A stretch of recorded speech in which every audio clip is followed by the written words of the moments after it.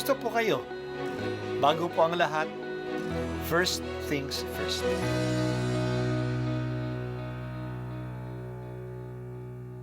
Good morning po. Sinisimulan po natin ngayon ang first things first. At dito po, tinatalakay natin sa unang bahagi ng umaga natin ay ang first readings na binabasa po sa banal na misa. Ito pong tinatalakay natin kasi madalas po kasi marami na tayong alam tungkol sa gospel readings. Pero konti po ang nagsasalita sa first readings. Pero ang first readings, bahagi din po yan ng Biblia, ng banal na kasulatan. Kaya susubaybayan po natin ang mga first readings, basahin po natin at kuminsan kailangan ng basahin ng 2 o 3 beses bago maintindihan kasi hindi po tayo familiar sa mga istorya at sa mga kaisipan na tinatalakay dito. Ang pagbasa mula sa aklat ni Propeta Mikas. Sumpain ang mga nagbabalak ng kasamaan sa buong magdamag at maagang bumabangon upang ito'y isagawa. Kinakamkam nila ang lupa ng may lupa. Inaagaw ang buhay na kanilang magustuhan. Hinahalughog nila ang bahay at sinasamsam ang mga ari-arian ng mga tao. Kaya nga sinabi ng Panginoon, may ihahanda akong parusa sa sambahayang ito at walang makapipigil sa akin. Hindi na kayo muling magmamataas at magpapalalo pagkaraan ng araw ng inyong kaparusahan. Sa araw na iyon ay uuyamin kayo ng inyong mga kaaway at aawitan ng punebre ng kasawian. Ganap na kaming nalipoy, inalis na ng Diyos ang lupaing bahagi ng aming sambahayan at ibinigay sa mga bumihag sa amin. Kaya't wala na kayong mamanahing lupa na sa araw na yaoy hahatiin ng Panginoon para sa kaniyang mga hinirang. Ang salita ng Diyos. Salamat sa Diyos. Si Propeta Mikas ay contemporary ni Propeta Isaías. May 4 na propeta na halos sa parehong panahon sila aktibo bilang propeta. Si Amos, si Osias, si Isaías at si Mikas. Sila ay nagpahayag ng salita ng Diyos sa mga taong 700 to 770 BC. Si Propeta Amos at Oseas ay nagpahayag sa kaharian ng Israel at si Propeta Isaías at Mikas naman sa kaharian ng Huda. Si Isaías ay nagpahayag sa mga hari at mga tao sa lungsod ng Jerusalem. Ngunit si Propeta Mikas ay nagpahayag ng salita ng Diyos sa kanayunan ng kaharian ng Huda. Mabibigat ang mga salitang binitiwan ni Mikas sa nanarinig natin ngayon sa pagbasa. Tinutulisan niya ang mga kasamaan na nangyayari sa kanayunan. Ang mga kasamang ito ay sinasadya at pinaplanuhan.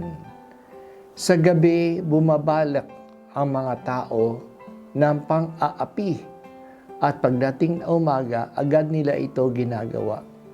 Anong klaseng pang-aapi? Ang pang-aagaw ng lupa at ari-arian ng iba.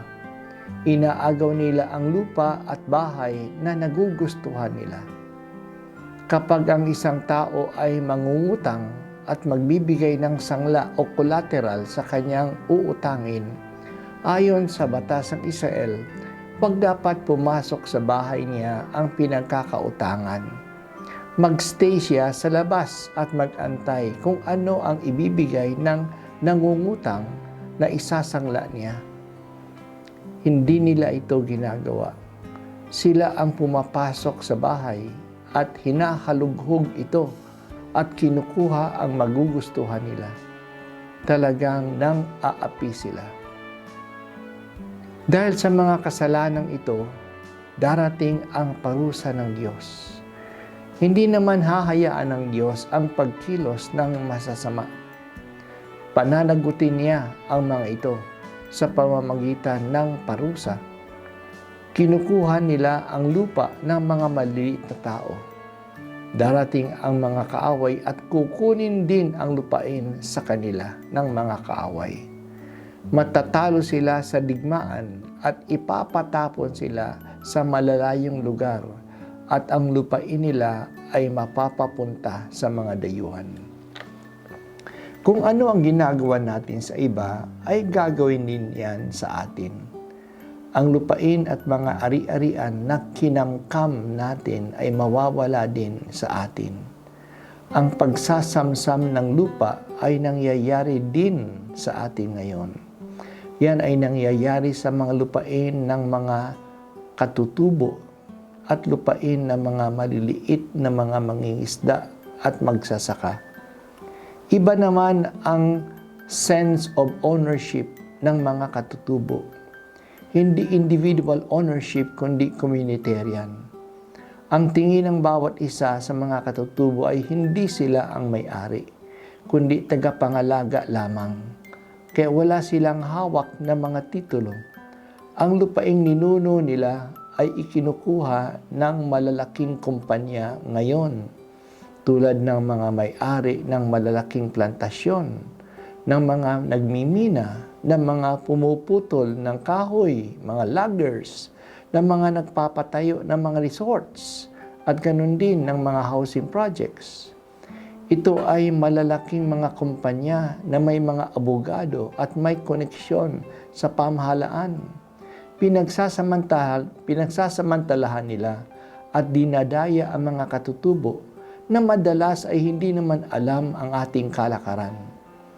Ipinagtanggol natin ang mga katutubo kasi darating ang panahon na magkakaroon ng gulo dahil sa mga pagsasamsam sa malupain nila.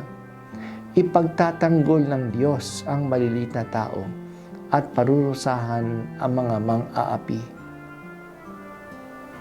Panginoon, pinakikinggan mo ang daing ng mga mahirap at mga inaapi. Pansinin po ninyo ang pagsasamantala na ginagawa sa mga katutubo at mga maliliit na mga mangingisda at magsasaka. Huwag mong hayaan na mawalan sila ng kanilang kabuhayan.